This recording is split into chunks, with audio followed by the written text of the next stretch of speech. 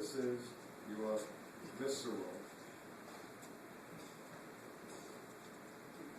flora. Remember there were two? And I'd like to draw the other one. They're supposed to be sticking.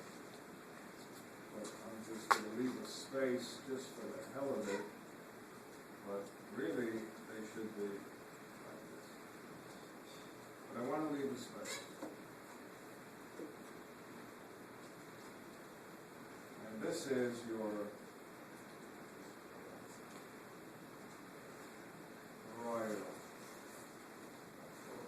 All with me? What I did before? Now, this is the thing. On each lung, the parietal pleura is attached to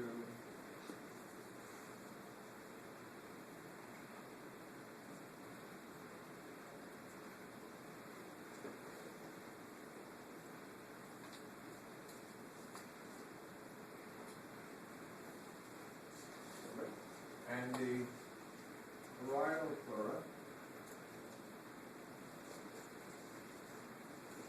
is also attached to your body. There's the ribs. Attached to your body wall. Okay? You know what I mean by body wall?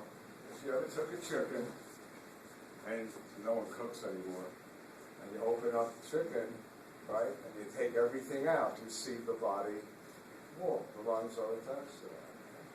So far with me? Now, we're going to talk about pressure. Okay? And if you had to measure pressure, I take time out just to show it to you.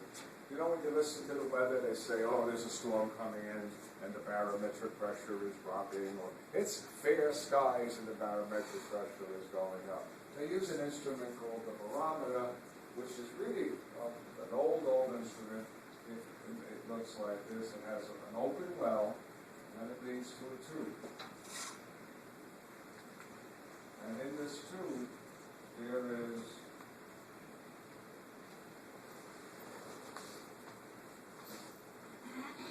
what is that? What is that? Mercury. Okay? There's mercury in the tube. Okay? And this is kind of a vacuum. And you know, I always have to teach students this. As you sit in this room, pressing on you is air. Air is made up of what? Oxygen, nitrogen, CO2, water vapor. All of that has weight.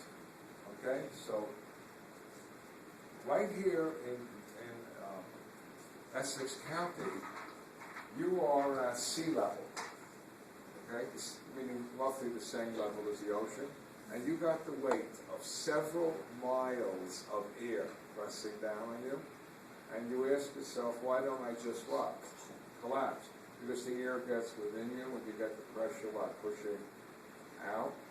And the other example I can use is water pressure. Now, if you go into a swimming pool and you go 1 foot under the water, you have what? The pressure of 1 foot. Is that correct? If I tell you to dive to the bottom of the pool, where it's 8 feet, she's holding her ears because she says, my ears are going to hurt, because now you got what? 8 feet of water, what? Pressing on you, pressing on your eardrums, right?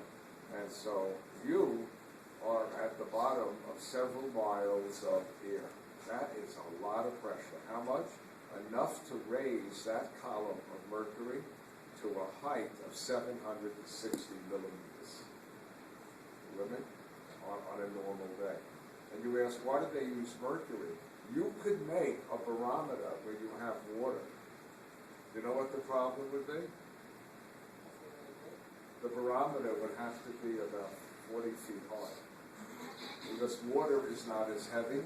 See, it takes a lot more pressure to what? Move mercury up the tube than it would to move water, because water is what? Lighter. So when they built the first barometer, they tried to make it out of water, but the thing they had a blow glass tube that was very hard, couldn't do it. You all follow me? So they put in what? A heavy substance called mercury, Mercury is 10 times, 9 times heavier than water. So here, right now, the air in this room is pressing on this mercury. This is open, and it's pushing the mercury up to here, let's say. And that number would be 760 millimeters of air.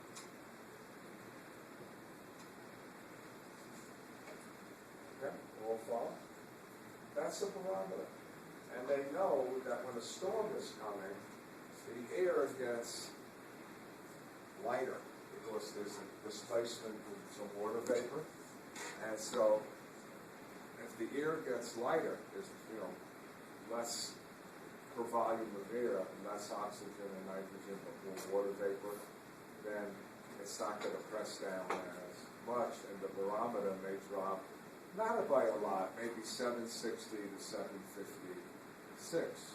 Okay? And they go, oh, there's a storm coming in. When there's almost no water vapor in the air, the barometric pressure is what? High, around 760. Okay? Just teach you a little bit about weather.